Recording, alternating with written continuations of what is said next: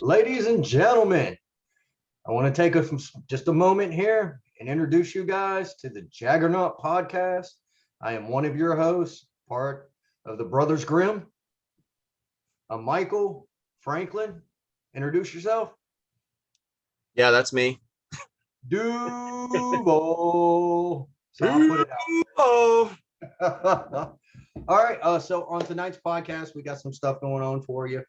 We're going to look at the offensive line starters, or who we think is going to be the starters, who the players are, and that basically how good we think they're going to be. I also recently took a trip to Nashville. Yep, enemy territory, and for the whole trip, I was repping Duval. And I honestly have nothing but good things to say about the people I ran into and the city itself. And then, Frank, your topic. What are we adding to this? Right, WrestleMania Jaguar style. yeah, yeah. We'll just touch on the little video that's been making the rounds and just kind of get our opinion about it since it's new and fresh. All right, well, that is our podcast show for you guys this week. We're hoping to try to get these out about once a week. We're gonna have an intro at some point. Yeah, and have intro and try to do some more slick stuff. Yeah, a little bit. And we're going to try to do position groups here or there. Just try to go through the team, the roster, who we think is going to be the starters, and what they can potentially contribute to the team. So I'm going to start us off. I'm going to discuss my trip to Nashville. So I went over the Memorial Day weekend. My wife's friend was having a birthday, her and her husband. They were celebrating their 40. So happy birthday to Mike and Michelle. So they invited us along, and I'm thinking Nashville, Tennessee, home of the Titans. Hell yeah. Let's go see what's up. So I was expecting to run into a ton of Titans fans, and I saw a few, but not a lot. None of them had anything really negative to say to me. For the most part, the people who we ran into, they were all really nice. Some made mention of the team, but it wasn't negatory in any type of way. There was one bouncer who told me that we needed to come in and have a drink because I have this sorry ass team on my head. Yeah.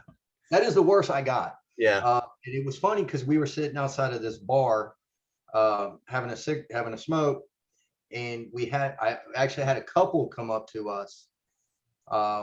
And the guy asked me, he said, you're a Jags fan? And I said, yeah. And he said, are you from Jacksonville? And I said, yeah. And he said, oh my God, sweet. So are we. So we got into about a 10-minute discussion, about Jacksonville, where they lived, where I lived, just a little bit about the team. It seemed like they were really excited for the start of the season. They were really happy with some of the stuff that was going on. I did have one drunk guy bump into me, see my hat, and said Tebow's going to kill it. Tebow's got the drunk faction on his side. Yeah, in Nashville. And I'm like, no, man, it's Trevor Lawrence. That's who we're repping, Trevor Lawrence. So that was about it. But everybody was really nice. Everything was cool. So no issues, no problems. And I really enjoyed their downtown. I know when I first saw it, I really thought how bad Jacksonville's downtown is compared to this downtown. I don't exactly know what Jacksonville's trying to do with theirs. I know that there's some stuff on the table. I wish it would hurry up. I would honestly like downtown to be more of a destination, in a place where other people could come and hang out and actually have a good time. Right now we're just known for low ticket prices and seat availability. I don't mind the low ticket prices. I like that, but the seat availability, if that's the best that we got to offer, it's kind of shitty. Yeah, I think you can look at Jacksonville and say that I don't think it is just a natural phenomenon that the downtown looks the way it is, although that, sure, there's some aspect to it where a lot of people end up moving out, but the truth of the matter is that there's probably a lot to say about the mismanagement of the city for a while. Me, I'm not a fan of politicians, generally speaking. So I'm going to assume that that's part of it. But in their defense, I think that there has been some initiative to try to get the downtown in better shape, because the truth of the matter is that it could be really good if they did something. I mean, and if they've got it, they got to get the trajectory going the right direction. And I think Shad Khan's trying to help push that, because it'll help his marketability of the Of the Jaguar team. Yeah. team, the value of the team, and everything. So any investment that he spurs for whatever his part may be could be helpful. And then to the point of Tennessee, I'll be it's kind of a weird scenario, because I hate the Titans so much, but I have to say that I don't hate their fan base. Like, the people of Tennessee seem like great people when you meet Nice them. people. Yeah. And it's kind of weird. You can have it this way. This is what's cool about sports to me. You can separate it. It doesn't, I don't, this is confuses me when people make sports personal. I think we talked a little bit, I don't know, one of the podcasts, I think I said something about the thing that bothered me most about the Tebow conversation was how it got personal and got political and got racial. And it's like, this is just sports. Why can't it just be sports? And that's, sort of on that point, you meet people from Tennessee, and for what it's worth, not all of my anecdotal experiences, but the way the dominant experience that I've had has been positive for Tennessee, for people from Tennessee. Yeah, I agree. We've had a lot worse fans meet and come into the stadium. Not so much of a worse team though. I can see that. They beat us 3 times, one time to keep us out of the Super Bowl. Yeah, yeah. I hate the Titans too. Yeah, and I think I would fair to venture that if it wasn't for the '99 season, my disdain wouldn't be there, because well, I mean, and just to diverge on that point, I think Fred Taylor's right. I think, and it sucks, because in a way, if you lose 3 times to a team, you shouldn't say this, but I'm going to say it anyway. I think we were the better team. If you look at the fact that we were 14-2 otherwise. We lost one game that we legitimately should have lost to that team. The other 2 were just Mark Brunell throwing the ball to Samari Roll. I mean, Steve McNair. I mean, if it wasn't for Steve McNair scrambling and Frank Wycheck 3rd down receptions, they couldn't have moved the ball on us. We were shutting them down every time. It was a weird, because every time you thought, okay, well, they got us on that one, and then you go to the next one, it's like, well, it's some strange stuff happened again, and you go, well, they're going to learn their lesson, and then they lost again. It just seems so strange. It's like, how could this keep happening? And anyway, but that's old news, right? This is a new era. So yeah, hey, and let's talk about this team and what we've got. So perfect segue. All right, so now we're going to get into the offensive line. Yeah. So let me go ahead. I'm sorry, I'm gonna have to look away. I'm gonna look at my phone so that I make sure I get it right. I do know it, at least the starters, but I'm gonna pull it up to make sure I'm accurate. All right, so at left tackle we have Cam Robinson. Okay, he's in this is his 4th year. I think this is his 4th year. Maybe going into his 4th year. Huh? He might be going into his 5th year by now. Yeah, he might be going into his 5th year. Right beside him at left guard, we have Andrew Norwell. Right beside him at center, we have Brandon Linder. Right beside him, we have AJ Cann. And to wrap it out at right guard or right tackle, we have Jawan Taylor. So those are our Those are the guys that I think those are our starting five from last year. We're returning the same five. I believe the same five are going to start. I like the fact there's some continuity. I want to get your take on what you think. Do you think continuity is a real thing between the offensive linemen? I think continuity is good on every level, but definitely the offensive line.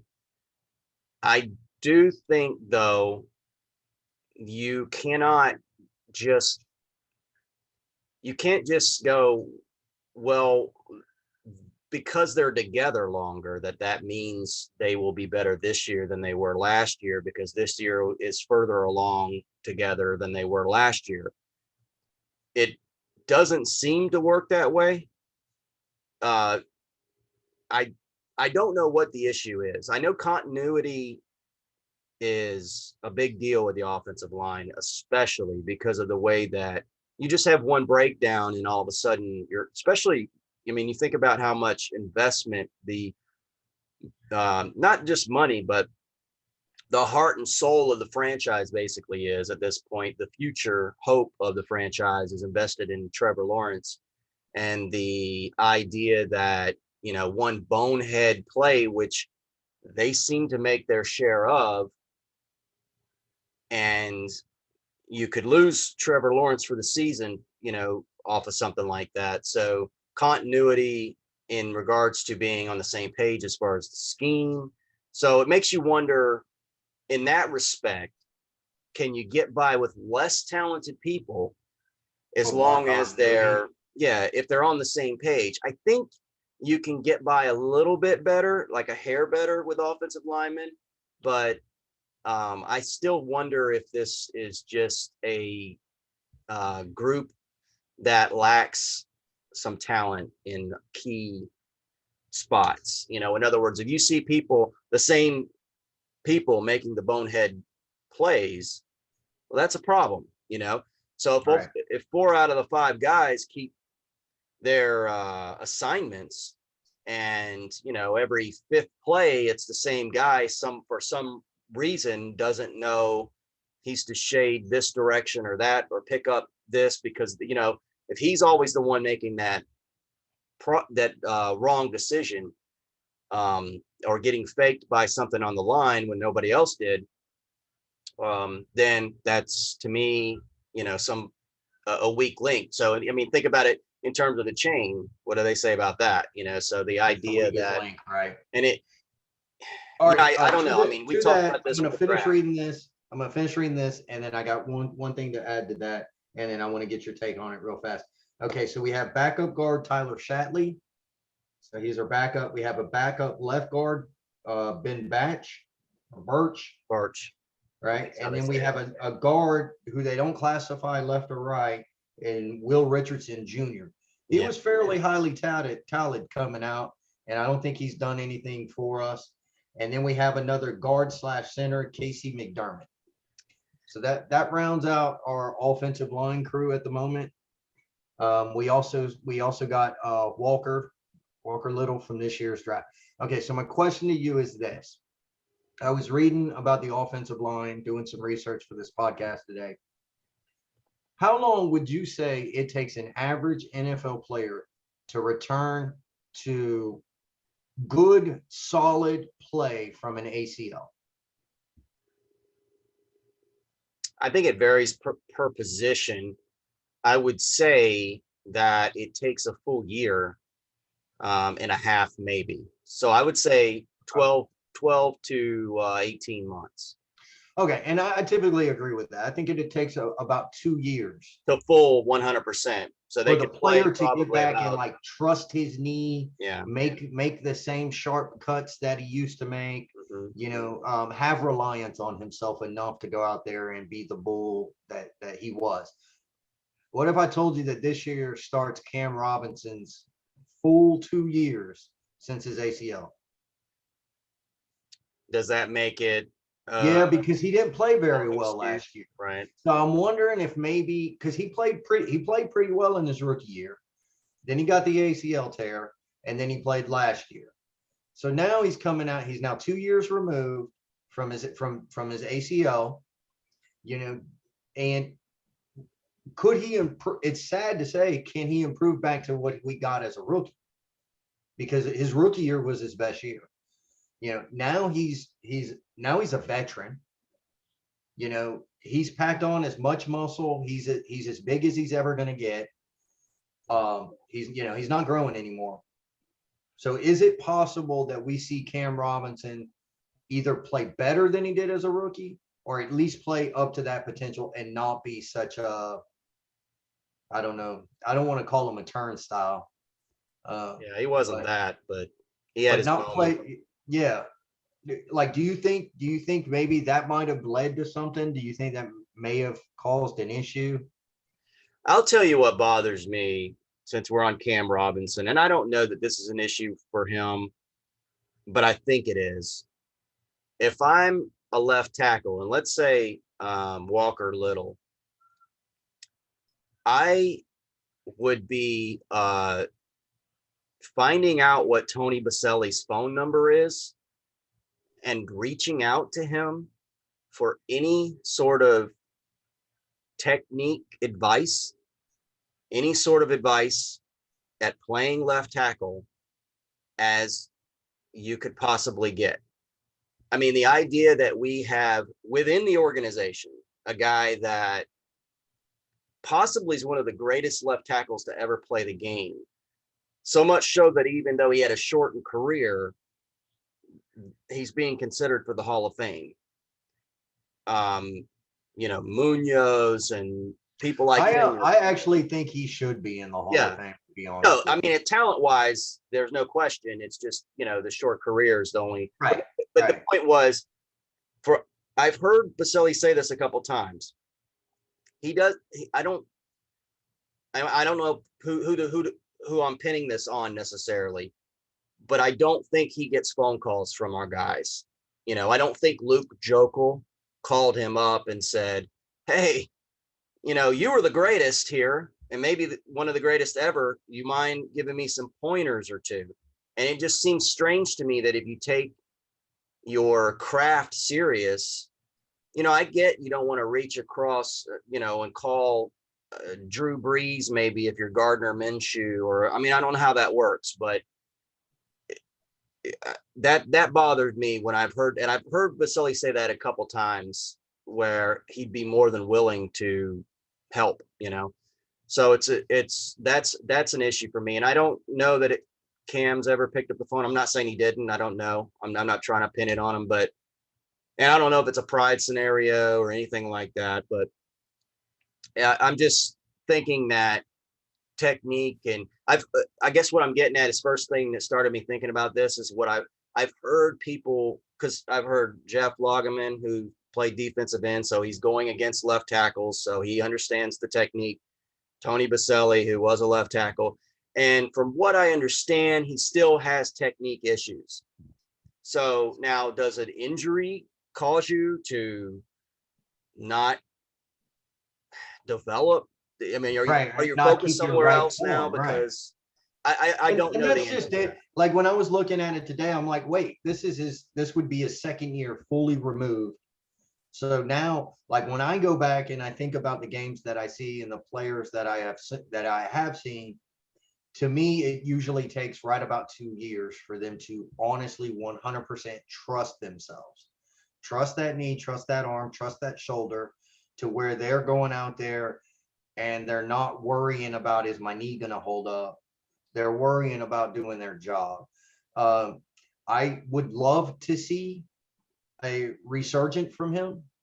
And honestly, I don't care if we pay him next year, if he's earned it. I don't care if he gets it from another team. But I would love to see him do that, because I think if he does that, that helps our line tremendously. I think I hate to admit it, but even though I think AJ Cann is probably the least technically sound guy we have, is probably our weakest link, I think our two tackles did not have very good years last year. And if we want to make any kind of noise or be anything decent, those two guys are going to have to play better, a lot better than they did last year. So I have an excuse for Cam Robinson, if you will. Jawan Taylor, I don't know. I don't think he's very talented. I just think he's a big, strong guy.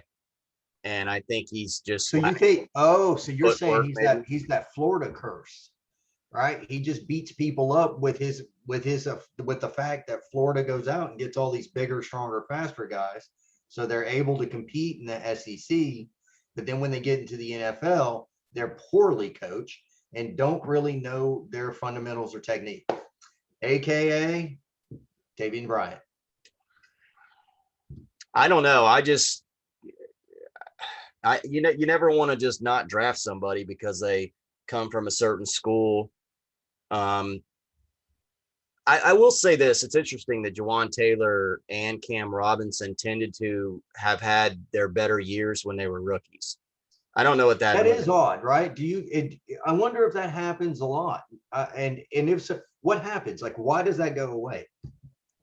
Because I have no idea on that. But you're right. And both of them had their best years so far as rookies. Now, Jawan, he's only had 2 years, so his second was worse than his first, I think most people would say. I don't really know the answer to that. And it's interesting too, because, maybe, I don't know if Minshew has some blame in this. I don't know how, their scheme and, when you have a quarterback who's more or less known for off script plays, I tend to think that maybe you can have a guy that the offensive line maybe doesn't know where he's at all the time. So I don't know if that gets in people's head. You're just grasping at what may be the reason for that. Again, I don't know that for Jawan Taylor, I don't think I've ever heard anybody go look at his excellent footwork, look at his excellent balance. I think the guy's probably he's just kind of a mauler guy. If you're running the ball, great. If you're pass blocking, you better put a tight end over there to be sure, or make sure they look out for him or chip him or something. I don't know. I mean, I don't know. Yeah, I think our tackles, it's weird because, you brought Norwell over and he's anchored beside Robinson. So you think, and he had this like flawless season, that got him this contract from us in Carolina, comes over here. I mean, the first game he had like 3 ridiculous plays, and it was like that way. It wasn't as bad, but it was like, it seemed like weird nonsense was happening from this guy we just paid all this money to. And, he's supposed to provide that stability for Cam on his right side so that he can focus on his left side. And maybe that messes with a guy too. So he's coming back off injury. He's got a guy that's supposed to be this great, guy he can trust for keeping consistency with your blocks on that side. And he's right off the gate, seemingly not knowing his responsibilities or somehow just letting people through.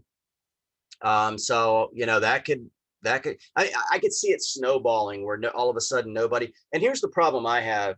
And this is an indictment, I think, of Doug Marrone. Here you have a guy who made his bread and butter as a O-line position coach, played O-line, when he played football, and never had a great O-line. We've never had a great O-line under this guy. And so is it talent? I don't know. I'll tell you what, if what Meyer says, and it always strikes me too, because these coaches come in and you don't know if it's just them being super prideful, or that, or they're just, they're not going to throw anybody under the bus, but he's like, oh, they're just got to play better. That sort of thing. It's like, well, dude, we've been watching these guys for a while. We've been saying that for a while. They ain't playing better. They haven't played better yet, So if they do play better, what does that say about Doug Marrone? I don't know.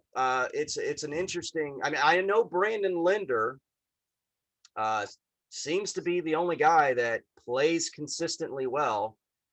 And when he plays, that's his issue. Yeah. And AJ Cam is the other guy that we haven't talked about. And he could be the least talented one, I think, on the line.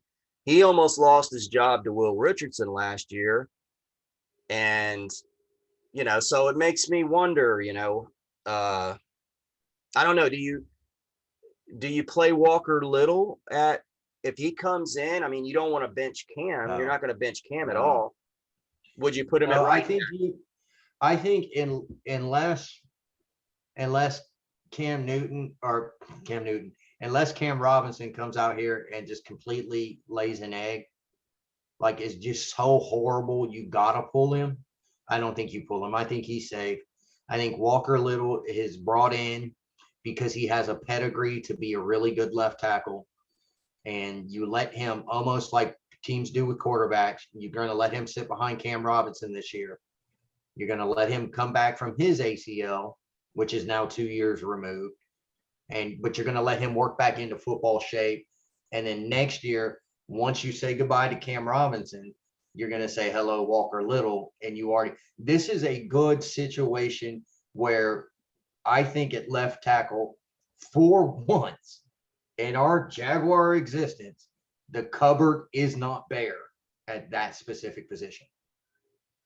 Yeah, you mean as far as like a backup's concerned, so that the starter. Yes, like a legitimate actual guy who maybe can come in and play. That way we're not casting somebody off early. Well, that being said, let me say this too. And that's putting some stock in Cam Robinson. It's also putting some stock in a guy we haven't seen.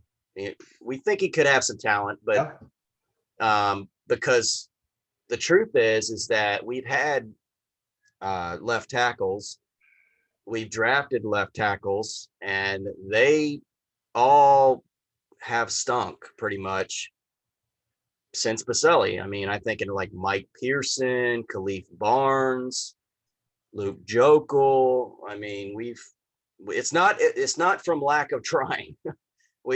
We have drafted that position, and you would think that would be one of the more stable positions that you could, and I had thought that for years, but after having seen not just us but other teams miss on guys, I guess you don't know. I mean, I guess you really cannot. I've said this about the draft. Player evaluation is an art, not a science. These guys pretend they know what they're talking about, but it's really just that they've got a lot of information. But yeah, they have a lot of information, but the one stat that they need, or there's actually two stats. It's called heart and will. And the NFL talking heads, Mel Kiper, they don't have that stat. It's nothing tangible that they can see. That's why I was telling you how a GM's board can be completely different than Mel Kiper's board, is because a GM knows those coaches, and the coach could tell the GM, like, this guy doesn't have any heart. He's got the size, he's got this, but he doesn't have the heart, So that GM's going to go back and drop that guy down his board. Mel Kiper's going to look at him and say, oh my God, he's 6'7" and 400-pound Adonis.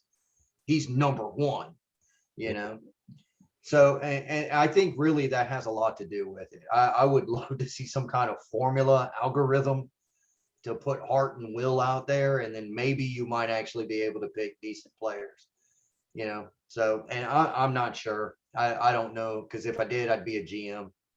Any dark horses that you have? Have you thought about any of the guys on the roster that maybe didn't play much, or anybody in the background that could, like, a prime candidate to lose his job in my mind would be AJ Cam. Now it could be Will Richardson again, because he sort of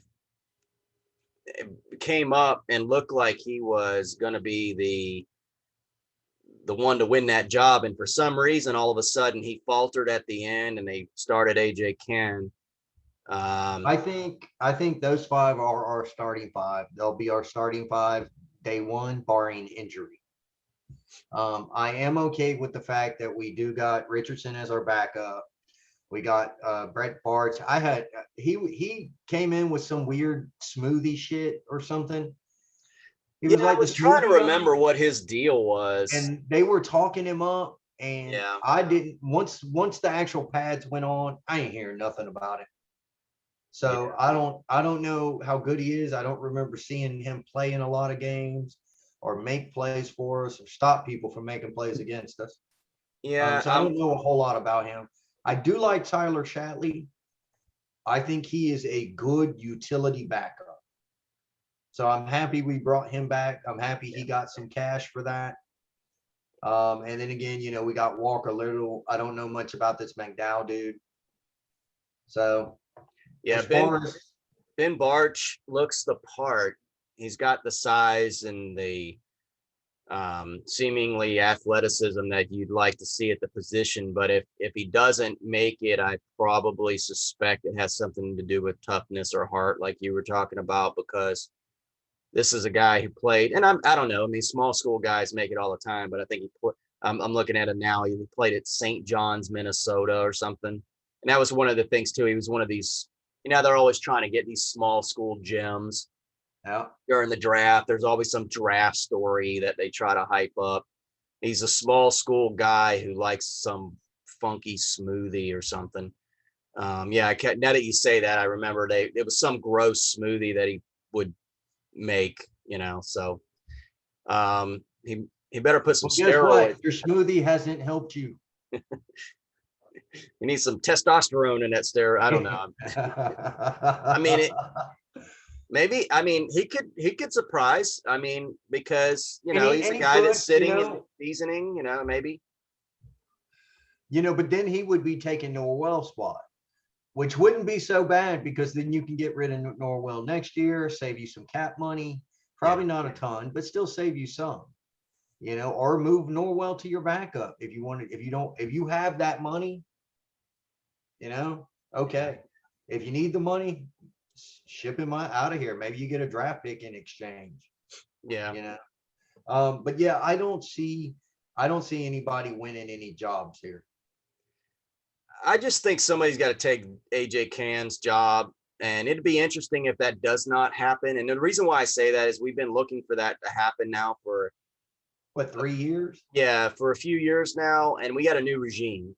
So this regime's got no, they've got no remembrance of AJ Khan being this guy who, is, there's no loyalty there at all. They don't have any. They don't have any loyalty to him. Yeah. Yeah. I mean, and like I said, maybe there is something to this dude. We've been saying it for 3 years that he's probably one of the worst offensive linemen we have. But for 3 years, he keeps getting the nod as the starter. And I think actually statistically, he was one of our better players this year. Oh, wow. See, I didn't know that. So maybe you're right then. If I that's think, the case, then I think Jawan Taylor was not good. Cam Robinson was not good. Norwell was better than he was the year before, but had some issues. Then I think it's AJ Cann. And then the only reason, and then it was our center, but he only played 6 games, and he played good in those 6 games. It was Linder. Yeah. So Linder's our best offensive lineman, but he can't stay healthy. And then last year was Cann, who actually gave up I think it was 3 sacks all year and a small amount of pressures. And your running back's only as good as your offensive line. So James Robinson got 1,000 yards. That means your offensive line is opening holes and moving people. Yeah, that's the one weird thing about the offensive line is that I just remember them not being good. But when you look at I do remember holes being opened up. I remember, and I don't know if it's a difference between vision,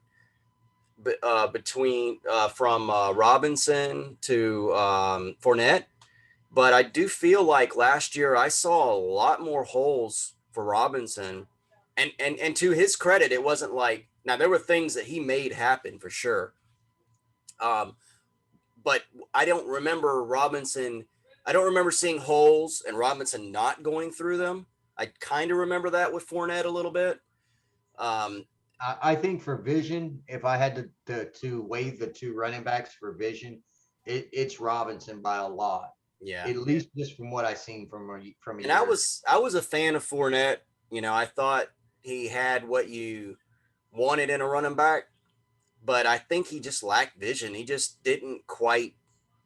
He wasn't super explosive either. To be somebody who was supposedly had some speed, I don't remember a ton of explosive plays. Yeah, I think he had speed. He just wasn't shifty. You know, he wasn't Robinson. quick. You wouldn't consider Robinson to be shifty. I don't know. You think about Le'Veon Bell. He wasn't even shifty really either. He sort of just took what the offensive line gave him, even more so than anyone. I don't know. I'm just we're kind of careening off into running back territory, but I don't know. I guess the point is offensive line did open holes. What's that? Yeah, I mean, obviously they were open in holes, so obviously the offensive line wasn't as horrible as we remember them to be, which makes me wonder why we think they were that bad. Maybe we just couldn't pass. You know, Miami. Hey, you know, Miami, when they had Marino, they had an offensive line that couldn't run. Yeah, no, that's true. Because they put all their chips into guys who could just pass protect. So Dan Marino hardly ever got touched, but they could not run the ball. Yeah, but the thing about, I wonder about that. I almost, I think Marino was Peyton Manning before there was Peyton Manning. And, I watched Marino forever, and he knew almost where he was. Everybody talks about his quick release, and that's true, but he almost knew where he was going with the ball. So he could read defenses and stuff like that. And that helps. So maybe, what we're saying is quarterback might be the issue then. And you know what? That's very well possible, because what have we always heard? We've always heard good quarterbacks make everybody around them better. Yeah.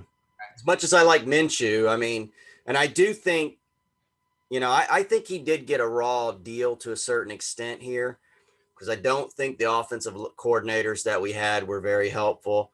So maybe, I don't know. I mean, maybe with a new regime, a new, just a new feeling, new hopefulness, new trajectory, the offensive line will feel that energy, and, something to be said about being confident in what you're doing. It will lead to success. Right. And we've been going the other direction for too long. Yeah. I think it also helps if that they have a belief that if they do or can buy this guy just a few seconds, he'll make the play. Yeah. And then if he makes enough of those plays because they bought him those extra seconds, you win the damn football game. And if you win the football game, winning feels good. Yeah. So anyway, we'll have to see how that goes. That was all kind of my take on the offensive line. Thank you for sharing your take. You have anything to add? Well, I did tease the fact that, I guess it's not a tease because I don't really have anything super great to say about it, but, people did talk about the fact that, or it has been on social media, that video, the wrestling Chris Jericho thing where wrestling. Yeah.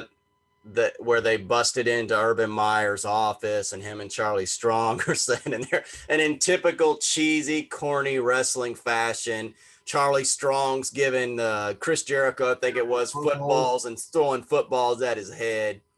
So the thing that I started wondering about when I was thinking about this whole scenario is Urban Meyer is in this wrestling scenario. It just seemed very out of character for what I understand about Urban Meyer. I mean, for all we know, that could cause him a heart attack, and that's not what we need. So, it's just this, he's been this real buttoned up coach from what I understand. And so what does this mean when we see a I like it. I'm not against it. I think it's fine. It's almost like is they say no news is good news. Well, I think there's something that says any press is good press. I think maybe somebody has said that before. So I'm wondering when it comes to this stuff, straight off the heels of the Tebow conversation, so we went from he hired that coach that he had to get rid of for some reason, and then we had the number one pick, Trevor Lawrence. Tebow's in town. I mean, they dangled Tebow out forever. It's like, are you going to, I mean, even when I think about that, it's like, make a football decision. I mean, what are we doing here? Why is the story lingering? Sign them, don't sign them. Everybody's talking about it for 2 weeks before they can even make up their mind. It kind of almost reminded me of the 49ers where they traded up and nobody like, oh, we don't know who we're drafting. Like what? No, you know who you're drafting. Look, I'm okay with that. And I'm okay with that. Even if I don't think they purposely did it that way. And if they did, I would still be okay with that. We're a small market team, dude. Like, do you remember Rich Eisen, who I'm starting to hate now? But Rich Eisen, when we got on the clock, he said something along the lines of, well, now we're gonna go to a commercial. And he laughed about it because Jacksonville fans were pissed off because the year before, every single pick, they went to commercial. Okay. That actually happened. And that's what happens to bad, small market teams, right? So if we have a chance to be in the spotlight for something decent, right? A player didn't get drunk. Nobody beat their wives, something positive, something, even if it's not positive, even if it's neutral. But if we got a chance to be in the spotlight for it, go ahead. I'm A-okay with that.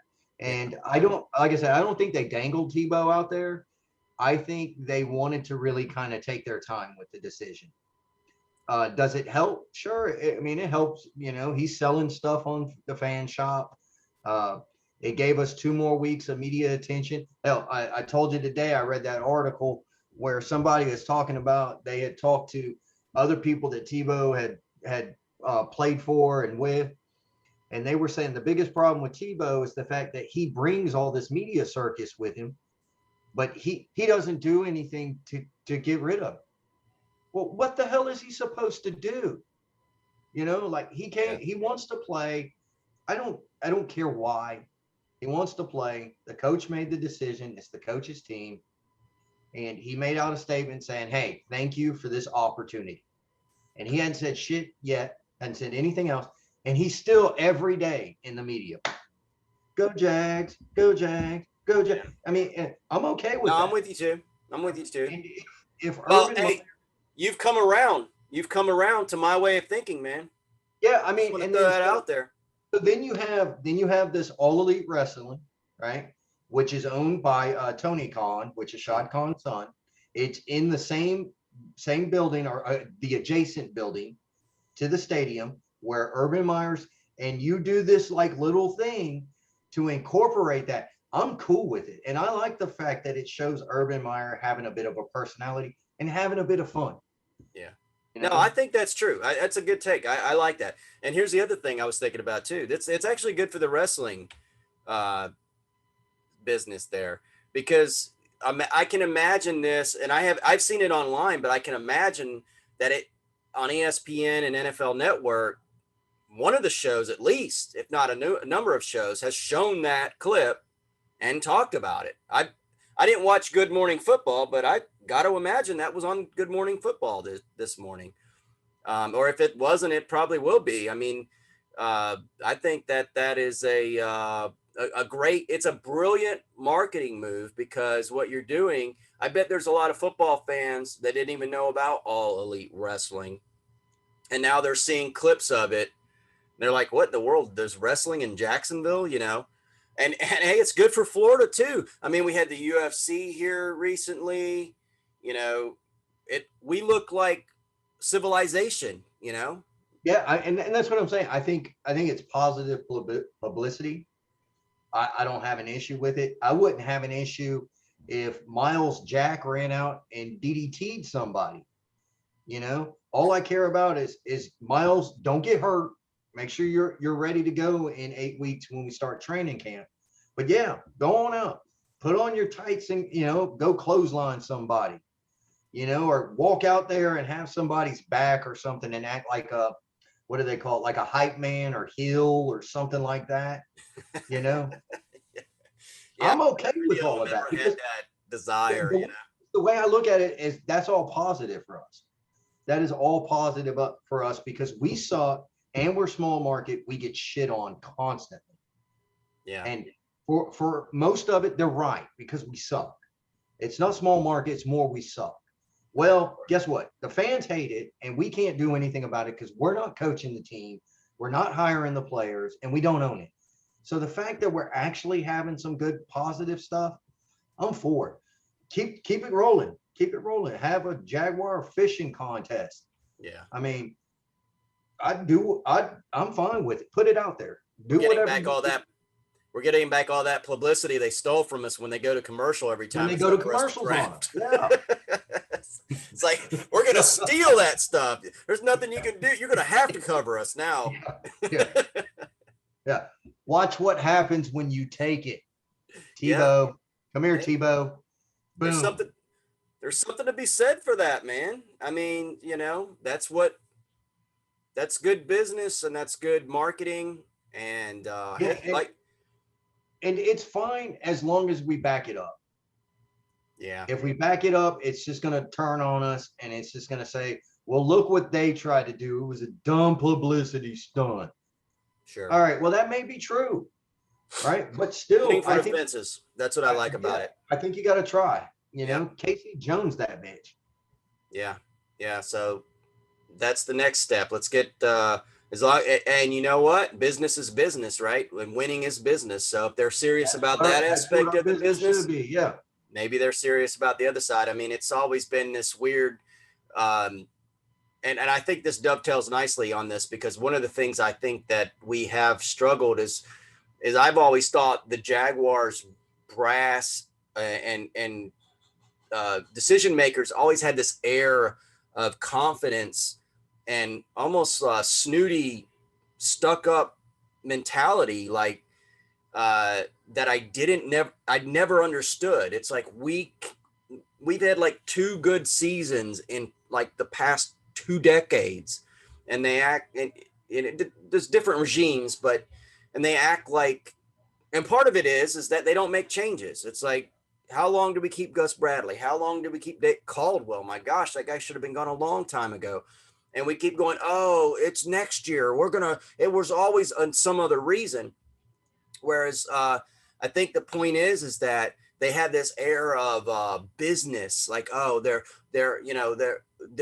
we're getting down to business. And whereas this is fun, it is the business of salesmanship, marketing, which is what we really haven't seen us do. And so I'm wondering if this is a sea change where it's like, well, maybe this leads to the other stuff that the other regimes pretended they were going to give us, which was a winning product on the field. Right. So right. We're doing everything now. Yeah. I mean, hopefully. At this point, we don't have a damn thing to lose. I mean, bring in Tebow, bring in Miles Jack to DDT Chris Jericho. Okay, cool. Have Urban Meyer give somebody a laptop to smash. Woo!